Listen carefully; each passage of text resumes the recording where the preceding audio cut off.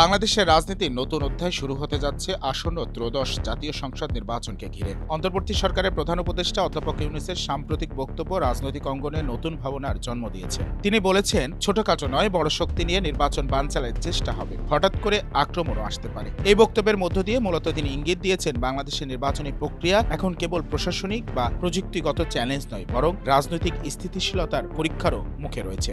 রাজধানী যমুনায় অনুষ্ঠিত নির্বাচনী প্রস্তুতি বিষয়ক উচ্চ পর্যায়ের বৈঠকে সরকার প্রধান এই আশঙ্কা ব্যক্ত করেন। প্রেস সচিব শফিকুল আলম জানান, নির্বাচনের মাঠে শান্তিপূর্ণ পরিবেশ নিশ্চিত করতে হবে। প্রশাসনিক পদায়ন থেকে শুরু করে সেনা মোতায়েন পর্যন্ত সব ধরনের প্রস্তুতি নেওয়া হচ্ছে। বিশেষ করে ৯০,০০০ সেনা সদস্য ও ২,০০০ নৌবাহিনী সদস্যকে মাঠে রাখা হবে, যা নির্বাচনের নিরাপত্তায় এক বড় পদক্ষেপ। প্রধান উপদেষ্টা জোর দিয়েছেন অপতথ্য ও সাইবার আক্রমণের বিষয়। ভুয়া তথ্য ছড়ানোর মাধ্যমে নির্বাচনী বিশৃঙ্খলা তৈরির চেষ্টা রুখতে উপজেলা পর্যায়ে পর্যন্ত দুটি ফ্যাক্ট চেক কমিটি গঠনের নির্দেশনা দেওয়া হয়েছে। পাশাপাশি সামাজিক যোগাযোগ মাধ্যমে প্রচারিত তথ্য যাচাইয়ে আইসিটি ও সংস্কৃতি মন্ত্রণালয় একসঙ্গে কাজ করবে।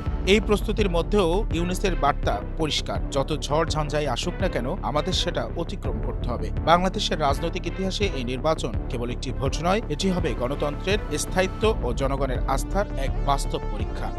শাহরিয়ার রহমান, জনকণ্ঠ।